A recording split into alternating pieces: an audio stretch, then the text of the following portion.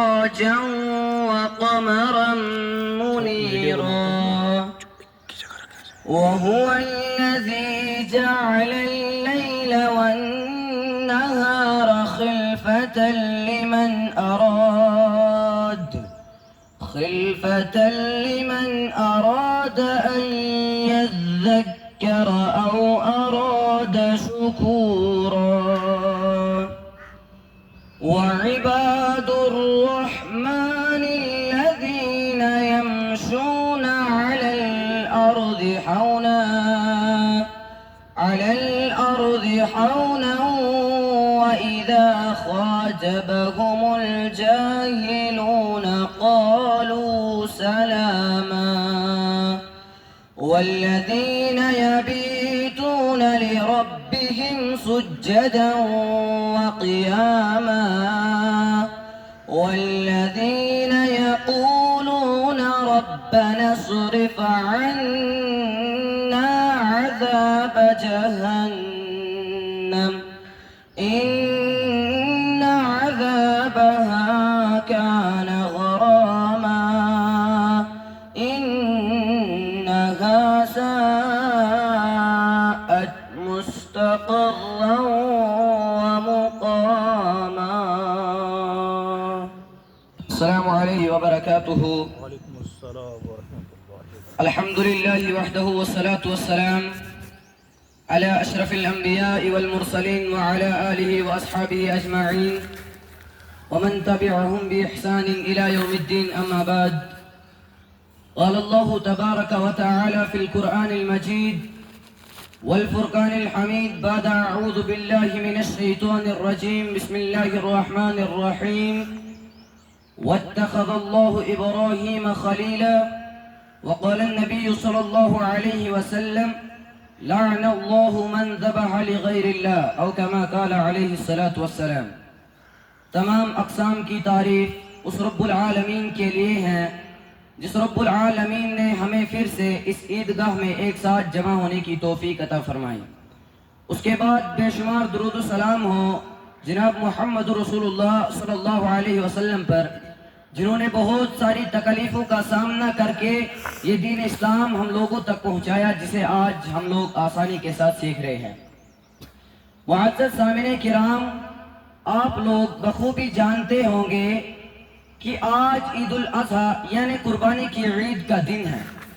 یہ وہ عظیم دن ہے جس میں تمام مسلمان حضرت ابراہیم خلیل اللہ علیہ السلام کو زندہ کرتے ہوئے اور اپنے پیارے نبی حضرت محمد صلی اللہ علیہ وسلم کے طریقے پر عمل کرتے ہوئے لاکھوں جانور صرف اللہ تعالیٰ کے لیے قربان کرتے ہیں، لاکھوں جانور صرف اللہ تبارک و تعالیٰ کے لیے ذبح کرتے ہیں. حضرت ابراہیم علیہ السلام اللہ تعالیٰ کے جلیل القدر پیغمبر ہے. اللہ تبارک و تعالیٰ نے انہیں اپنا خلیل بنا لیا ہے. اللہ تبارک و تعالیٰ سورۃ النساء آیت نمبر 125 میں فرماتے ہیں وَاتَّخَذَ اللَّهُ إِبْرَاهِيمَ خَلِيلًا، اور اللہ نے حضرت ابراہیم علیہ السلام کو اپنا خلیل اور دوست بنا لیا. اللہ تبارک و تعالیٰ نے اپنے اس پیارے نبی کا نام یعنی حضرت ابراہیم علیہ السلام کا نام قرآن مجید میں 69 مرتبہ ذکر کیا ہے اور ان کے مختلف واقعات کو بار بار ذکر کر کے ان کی تعریف کی ہے. جیسے اللہ تبارک و تعالیٰ سورۃ النحل آیت نمبر 120 سے 123 میں فرماتے ہیں ان ابراہیم امتا قانتا للہ حنیفا، بے شک ابراہیم علیہ السلام پیشوا اور اللہ کے فرما بردار ہیں. سب سے ہٹ کر سب سے کٹ کر وہ الگ ہو گئے، صرف وہ اللہ کے ہو گئے تھے. وَلَمْ يَكُنْ مِنَ الْمُشْرِكِينَ، اور وہ مشرکین میں سے نہ تھے. شَاكِرًا لِعَنْعُمِهِ، وہ اللہ کی نعمتوں کا شکر ادا کرتے تھے. اجتباہ وہداہ الی صراط مستقیم، تو اللہ تبارک و تعالیٰ نے انہیں دنیا میں چن لیا تھا اور راہ راست کی طرف ان کی رہنمائی کر دی تھی. وآتیناہ فی الدنیا حسنہ، اور اللہ فرماتے ہیں ہم نے انہیں دنیا میں بھی چن لیا تھا، اچائی دے دی تھی. وَإِنَّهُ فِي الْآخِرَةِ لَمِنَ الصَّالِحِينَ، اور بے شک وہ آخرت میں بھی نیک لوگوں سے ہوں گے، نیک لوگوں میں سے ہوں گے. پھر ہم نے آپ کی طرف وہی کی کہ آپ بھی ملت ابراہیمی کی پیروی کیجئے. جو سب سے ہٹ کر سب سے الگ ہو کر اللہ کے ہو گئے تھے اور وہ اللہ کی نعمتوں کا شکر ادا کرتے تھے اور وہ مشرکین میں سے نہ تھے۔ اللہ تبارک و تعالیٰ سورۃ البقرہ آیت نمبر 130 سے 131 میں فرماتے ہیں وَمَن يَرْغَبُ عَن مِّلَّةِ إِبْرَاهِيمَ إِلَّا مَن سَفِيَ نَفْسَهُ وَلَقَدِ اصْطَفَيْنَاهُ فِي الدُّنْيَا وَإِنَّهُ فِي الْآخِرَةِ لَمِنَ الصَّالِحِينَ۔ اور ملت ابراہیمی سے سوائے اس شخص کے جس نے اپنے آپ کو احمق کر لیا، کون اعراض کر سکتا ہے کہ ہم نے انہیں دنیا میں بھی چن لیا اور یہ آخرت میں بھی نیک لوگوں میں سے ہوں گے۔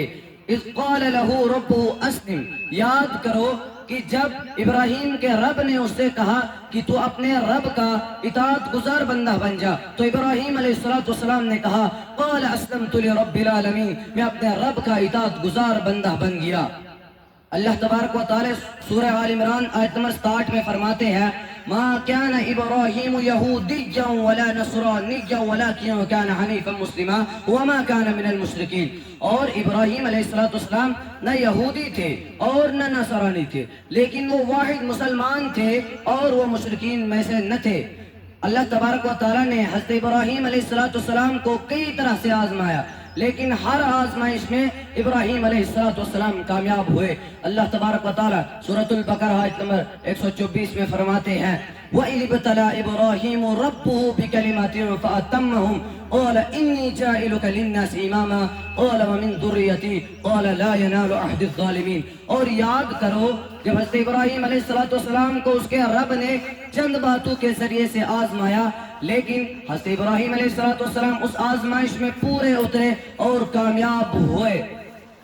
چنانچہ سب سے بڑی آزمائش جو حضرت ابراہیم علیہ السلام کو تھی وہ اس کے بیٹے اسماعیل علیہ السلام کے متعلق سے تھی، جس کا ذکر اللہ تبارک و تعالیٰ سورہ صافات آیت نمبر 99 سے 107 میں فرماتے ہیں۔ ان آیت مبارکہ میں اللہ تبارک و تعالیٰ اپنے خلیل حضرت ابراہیم علیہ السلام کے بارے میں فرماتے ہیں جب انہوں نے اپنے آبائی وطن کو چھوڑا تو اللہ تبارک و تعالیٰ سے دعا کی رب هب لی من الصالحین، اے میرے رب مجھے نیک بیٹا عطا کر، تو اللہ تبارک و تعالیٰ نے انہیں نیک بیٹے کی خوشخبری دی۔ اور جب اللہ تعالیٰ نے حضرت ہاجرہ کے بطن سے انہیں ایک نیک بیٹا عطا کیا جس کا نام انہوں نے اسماعیل علیہ السلام رکھا، اسی بیٹے کے تعلق سے ابراہیم علیہ السلام کی پہلی آزمائش یہ تھی کہ اللہ نے انہیں حکم دیا اسے اور اس کی والدہ کو بے آب و گیاہ وادی میں چھوڑ آئے، جہاں نہ کوئی انسان آباد تھا اور نہیں وہاں کوئی پھلدار درخت اگتا تھا اور نہیں وہاں پانی کا وجود تھا، لیکن ابراہیم علیہ السلام نے اللہ پر بھروسہ کرتے ہوئے اس آزمائش میں بھی پورے اترے اور محض اللہ کے حکم کے مطابق اپنے اس چھوٹے سے خاندان کو مکہ مکرمہ کے پاس چھوڑ کر چلے گئے، جہاں اس چھوٹے سے خاندان پر اللہ تبارک و تعالیٰ کی رحمتوں کی بارشیں نازل ہوئی۔